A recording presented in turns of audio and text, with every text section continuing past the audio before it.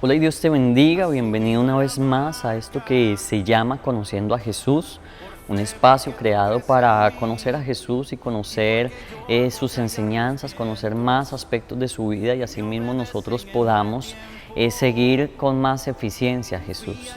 En el día de hoy continuamos la serie de los momentos y de las oraciones en las cuales pues quedan registradas allí en la palabra de Dios del Señor Jesús, y hoy vamos a ir a Lucas capítulo número 9, versículo número 18.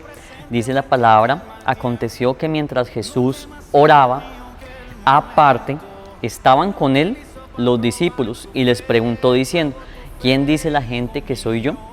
Y en este evento pues es muy interesante porque dice la palabra que Jesús estaba aparte orando, pero no estaba solo. En esta oportunidad no estaba solo, en esta oportunidad estaba con algunos de sus discípulos. Y Jesús, mientras todos estaban orando, hace una pausa y le pregunta a sus discípulos: ¿quién dice la gente que soy yo? Y entonces ellos le comenzaron a responder. Unos dicen que Juan el Bautista, otros Elías y otros algún profeta de los antiguos que ha resucitado. Luego el versículo 20 les dice Jesús: ¿y vosotros quién decís que soy?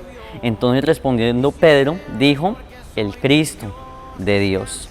Y el versículo 21 dice: pero él les mandó que a nadie dijesen esto, encargándoselo rigurosamente. Entonces ahí es donde vemos que Pedro es el que contesta: no, tú eres el Cristo, tú eres el Hijo de Dios.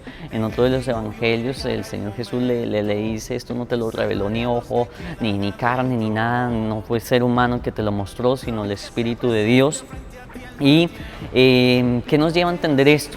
¿Qué principio hoy quiero que aprendamos de este pasaje o de este momento en el cual el Señor Jesús estaba orando con sus discípulos? Que Pedro estaba en el Espíritu para poder contestar la pregunta correctamente de Jesús. Unos decían que era Elías, otros decían que era Moisés, otros decían que era algún profeta que había resucitado, pero Pedro, que estaba en el Espíritu, pudo ver con claridad que Jesús no era ni Elías, ni Moisés, ni ningún profeta que había resucitado de los antiguos, sino que Pedro, que también estaba en oración allí, pudo decir: tú eres el Hijo de Dios, tú eres el Cristo, tú eres el verdadero Hijo de Dios.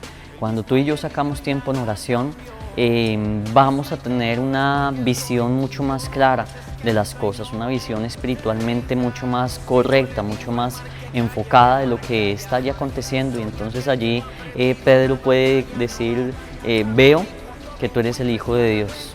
Tal vez muchos que no estaban orando no podían ver con claridad, no se habían abierto sus ojos. Pero entre tú y yo más oremos a Dios, entre tú y yo más tengamos tiempos de oración, vamos a tener una visión mucho más clara de las cosas de Dios, de la voluntad de Dios, de las cosas espirituales que tal vez rodean nuestras vidas. Se ampliará esa visión espiritual en nosotros mismos.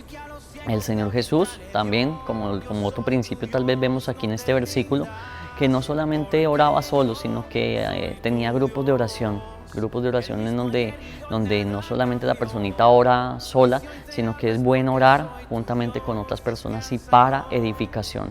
Jesús estaba aquí orando con sus discípulos, pero también tenían unos tiempos de enseñanza con ellos durante esos tiempos de oración para edificación de ellos. Propósito principal, o más bien principio principal de la enseñanza del día de hoy: entre tú y yo más oremos, mayormente vamos a ver con claridad las cosas espirituales. Comparte por favor este mensaje con más vidas, con más personas que necesiten conocer a Jesús, que necesitan conocer ese Jesús que tal vez la gente habla tanto pero que no conocemos aún a mayor profundidad. Comparte por favor este mensaje con más personitas para que más personitas puedan conocer más de Jesús y asimismo podamos seguir a Jesús cada vez más personas. Que Dios te bendiga, que Dios te guarde y nos vemos en un próximo episodio de Conociendo a Jesús.